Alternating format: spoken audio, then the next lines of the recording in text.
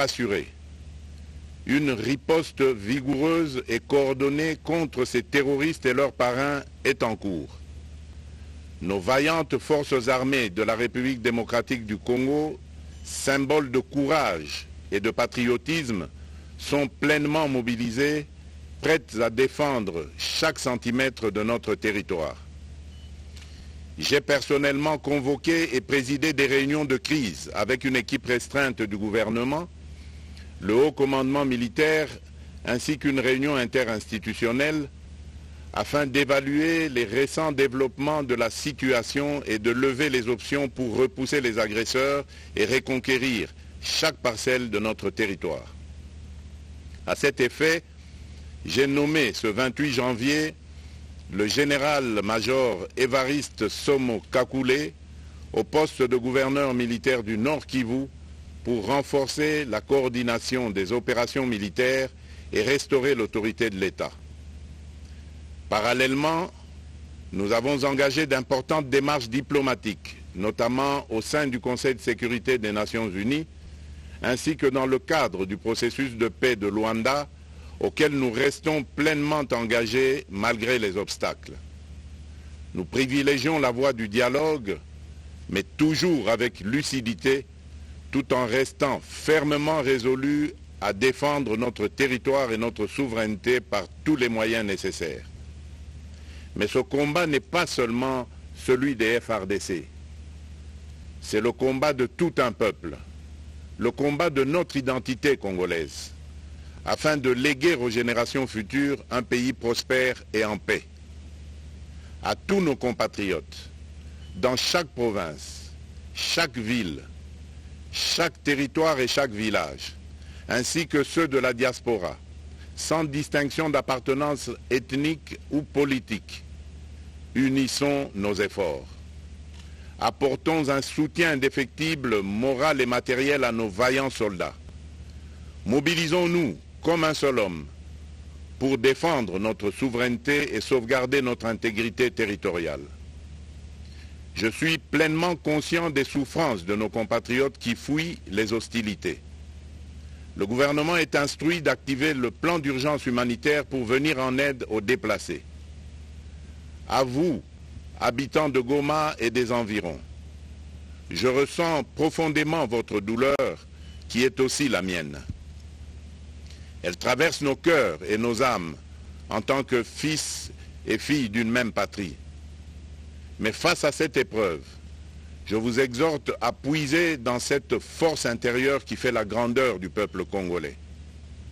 Résistez avec courage.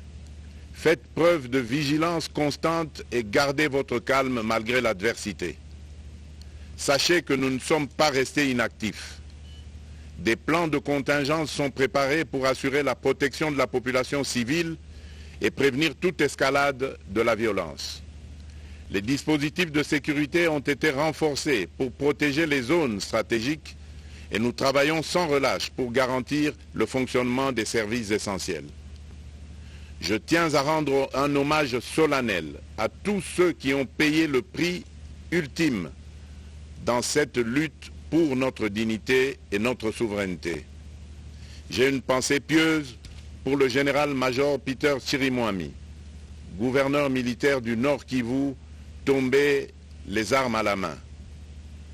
Je m'incline avec respect devant la mémoire de tous nos militaires et de tous les Wazalendo tombés sur le champ d'honneur. Je pense aussi aux soldats de la mission de la communauté de développement d'Afrique australe, la SAMI DRC, qui combattent à nos côtés, aux casques bleus de la MONUSCO qui ont sacrifié leur vie pour la paix, ainsi qu'aux innombrables civils victimes de la barbarie ennemie. Leur courage et leur sacrifice ne seront jamais oubliés. Et nous portons leur flambeau avec la ferme détermination d'achever leur noble combat. Je voudrais ici interpeller directement la communauté internationale et l'Union africaine. Le Rwanda continue de violer ouvertement et sans scrupule les principes fondamentaux de la Charte des Nations Unies ainsi que les accords régionaux. Pire, ces agissements se déroulent dans une impunité totale et ce, avec un mépris manifeste des règles internationales et des valeurs que ces institutions sont censées défendre. Cette attitude arrogante, qui ne cherche même plus à masquer ses forfaits, est une provocation inacceptable à l'égard de notre souveraineté et de la stabilité régionale.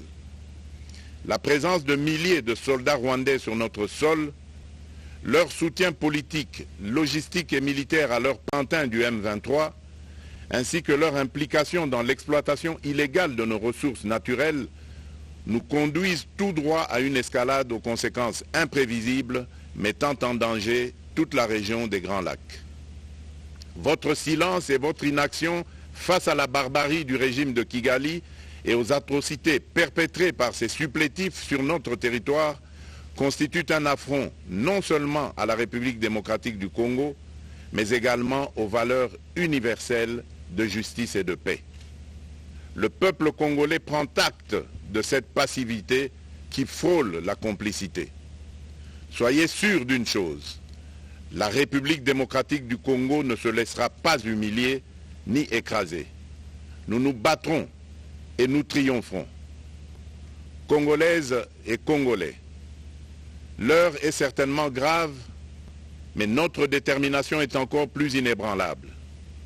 Ce moment critique nous offre l'opportunité de montrer au monde ce qui fait notre force, c'est-à-dire notre unité sans laquelle tous nos efforts seraient vains. Je vous appelle à être vigilants, mais à ne pas céder à la haine, aux divisions ou à la violence. Je condamne avec la plus grande fermeté les actes de vandalisme et de pillage qui ont visé certaines missions diplomatiques accréditées en République démocratique du Congo, ainsi que des intérêts privés dans la ville de Kinshasa. Ces comportements irresponsables dénaturent l'expression saine de notre colère face à l'agression barbare nous imposée et jettent une ombre sur les manifestations pacifiques de soutien à nos vaillantes forces armées qui luttent avec courage et abnégation pour défendre notre souveraineté. Notre engagement doit rester ferme et discipliné. Nous gagnerons cette guerre par notre unité, notre courage et notre sens de responsabilité, et non par la violence aveugle et par l'anarchie. Cette victoire ne sera possible que si chaque Congolais, où qu'il soit, prend toute la mesure du combat qui est le nôtre. J'appelle donc la nation entière, hommes et femmes, jeunes et vieux, acteurs politiques, opérateurs économiques, membres de la société civile, confessions religieuses, artistes et sportifs à se mobiliser, à faire bloc derrière nos vaillantes forces armées et à contribuer chacun à son niveau à l'effort de guerre. J'ai instruit le gouvernement de mettre en place des mesures rigoureuses de réduction du train de vie des institutions et de leurs animateurs afin que les ressources ainsi économisées soient directement réorientées vers le soutien à nos forces armées.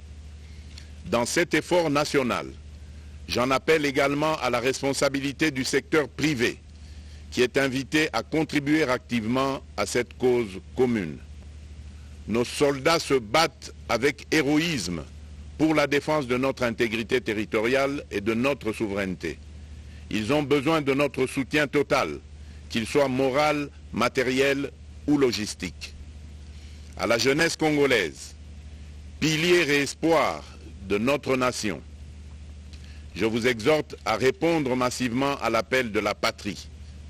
Le moment est venu de vous lever, de mettre votre énergie et votre créativité au service de la nation. Nous devons renforcer nos rangs et chaque jeune Congolais prêt à défendre son pays a une place au sein de nos forces armées. Enrôlez-vous massivement dans l'armée. Vous êtes le fer de lance de notre projet et votre mobilisation est déterminante pour la victoire finale. Aux braves populations du Nord Kivu, du Sud Kivu et de l'Ituri, vous êtes le symbole de la résilience congolaise, une source d'inspiration pour toute la nation. Vous n'êtes pas seul dans cette épreuve. La République tout entière se tient à vos côtés, unie dans l'espoir et la lutte. Ensemble, nous ferons face et surmonterons cette épreuve. À nos vaillantes forces armées et aux vaillants patriotes Ouazalendo, véritables sentinelles de la souveraineté nationale, je rends un hommage appuyé et vous exprime au nom de toute la République notre reconnaissance infinie et notre fierté inébranlable.